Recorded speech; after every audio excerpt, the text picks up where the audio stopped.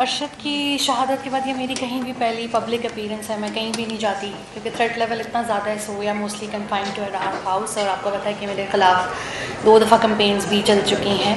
But union نے آج جو یہ انعقاد کیا ہے تو میں آپ کو بتاتی چلوں کہ جس وقت ارشد پہ مقدمات چل رہے تھے تب بھی یونین ہمارے ساتھ کھڑی تھی. کوئی نہیں تھا, یونین تھی, روز ان کے ساتھ مقدمہ میں شرکت کر رہی تھی. میری یہاں میری گزارش ہے کہ 6 مہینے گزر گئے اور ابھی تک ان کے کیس میں کوئی گرفتاری نہیں ہوئی, نہ پاکستان میں نہ کینیا میں. اقوام متحدہ سے میری بات چیت چل رہی ہے, اب جلد پیش رفت ہوگی کینیا میں. لیکن جو ہمیں کرنا پڑے گا وہ یہ ہے کہ ہم کورٹ کے سامنے جا کے بیٹھیں, سپریم کورٹ کے, اور کہیں بلاؤ ان 16 لوگوں کو جنہوں نے ارشد شریف کے اوپر FIR کی تھی. اس کا مطلب ایک جیسا کیوں تھا, اس کو پروگرام سے کیوں نکلوایا گیا, اسے چینل سے کیوں نکلوایا گیا. جب تک آپ یہ سوال نہیں پوچھیں گے, کل آپ کی بیویاں بھی خدا نخواستہ کھڑی ہوئی رو رہی ہوں گی. میں صحافی ہوں, میں پھر بھی اپنے شوہر کا مقدمہ لڑ رہی ہوں. آپ لوگوں کی بیویاں گھریلو خواتین ہوں گی, وہ شاید یہ مقدمہ بھی نہیں لڑ سکیں گی.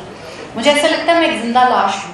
آپ لوگوں کے سامنے میرے کیریئر کا آغاز ہوا تھا, 18 سال کی عمر کی ہوتی تھی, بریسز لگائے ہوئے ہوتے تھے, سیش بنا کے امی گھر سے بھیجتی تھی. میری شادی آپ لوگوں کے سامنے ہوئی, 11 سال رہی. اس کو کھونا بہت تکلیف دہ ہے, اور اس کے لیے انصاف لینا اس سے بھی زیادہ مشکل ہے, کیونکہ پاکستان میں کیس چل نہیں رہا, ایک لوور کورٹ میں کیس چل رہا ہے. اللہ جانے وہ کس نے کیوں چلایا ہے, ہمیں تو نہیں 4 مہینے سے پتہ, نہ ہمارے وکلاء نے بتایا. کینیا میں کوئی کیس سٹارٹ نہیں ہوا. گولی چلانے والے کینیا میں, سب سے پہلے ان کو سزا ہونی چاہیے. پھر اس کے بعد جو شیڈوم کے شوز بند کراتے ہیں, لوگوں کو دھمکیاں دیتے ہیں.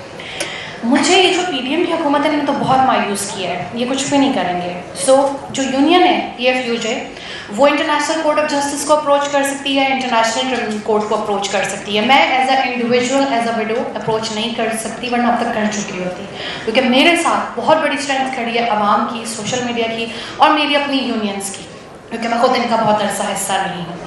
اب ہمیں کرنا یہ ہے, یا تو ہم سپریم کورٹ کے باہر جا کے بیٹھ جائیں, میں بیٹھوں گی آپ لوگوں کے ساتھ, اور کہوں بلاؤ ان کو 16 لوگوں کو جنہوں نے اس کے اوپر FIRs کروائیں, بلاؤ ان لوگوں کو جنہوں نے اس کو سر میں گولی مارنے کی دھمکی دی اور پورا کروایا کینیا کے اندر. کب تک آپ لوگ چپ رہیں گے, کب تک ڈر کے رہیں گے؟ مرنا سب نے ایک دن ہے. میرے خلاف کتنی گندی مہم چلائی, میں نے عدت میں شادی کر لی ہے, نہیں کی شادی میں نے. کس قسم کا معاشرہ ہو گیا, بیوہ کو جینے نہیں دیتا. میری اب سب سے گزارش ہے کہ میرا ساتھ دیں. ہمیں کینیا کی طرف کیس کو بھی دیکھنا ہوگا, کیونکہ یہ 3 ممالک کے درمیان کیس ہے جس میں UAE انوالو ہے. UAE میں کس نے کہا ارشد شریف کو کہ یہاں چھوڑو؟ کون تھا وہ شرطا, کون تھا وہ سفارتکار, کون بندہ وہاں پر گیا تھا اس کو ڈرانے کے لیے؟ کس کے وہاں پہ گیا تھا, کس کے وہاں پہ اس کو وہاں سے نکالا گیا؟ کینیا میں اس کو کیوں بھیجا گیا, ملک سے کیوں نکالا گیا؟ یہ تمام سوالات کے جوابات ان 16 FIRs کروانے والوں کے پاس موجود ہیں. کر دیں, ان کے پتے پبلک کر دیں. 16 لوگوں کے, آپ کے پاس سب کے پاس FIR ہے, پوچھیں ان سے کس نے کہا تھا ارشد شریف پہ FIR کرو. کل اس پہ ہوئی تھی, آج آپ پہ ہوگی. آج میں رو رہی ہوں, اللہ نہ کرے کل آپ کے گھر والے رو رہے ہوں. یہ بہت تکلیف دہ ہوتا ہے اپنے کسی پیارے کو اس طرح کھونا کہ اس کے سر میں گولی لگی ہوئی ہو, اس کا سر کھلا ہوا.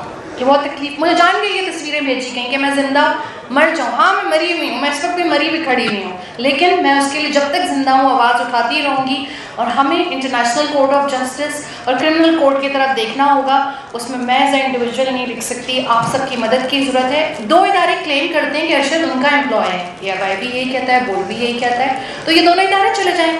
میں ان کے ساتھ پٹیشن فائل کروں گی, دونوں جا کے وہاں پہ فائل کر دیں پٹیشن, اور تمام مجرمان کو جو پاکستان کے ہیں, وہ جو 2 لوگ UAE کے ہیں, اور جو باقی لوگ کینیا کے مجرمان ہیں, ان سب کو نامینیٹ کریں. میں چاہوں گی آپ کے ساتھ, میں آواز اٹھاؤں گی, لیکن ول کریں, بہادری دکھائیں, آواز اٹھائیں. آج میرے ساتھ ہوا ہے, اللہ نہ کرے کل آپ کی بیوی بچوں کے ساتھ بھی ہو سکتا ہے. تو اگر آج نہیں بولے نا تو پھر ہمیشہ کے لیے جو ہے وہ سب ختم ہو جائے گا. ارشد کے قاتل پاکستان میں بھی ہیں, ارشد کے قاتل کینیا میں بھی ہیں. اب اگر آپ لوگ میرا ساتھ دیں گے تو میں کر سکتی ہوں. کینیا میں تو جلد پیش رفت ہوگی, کیونکہ میں 6 مہینے سے, جو 4 مہینے کی عدت میں بھی میں نے یہی کام کیا ہے صرف ارشد کے کیسز کے حوالے سے.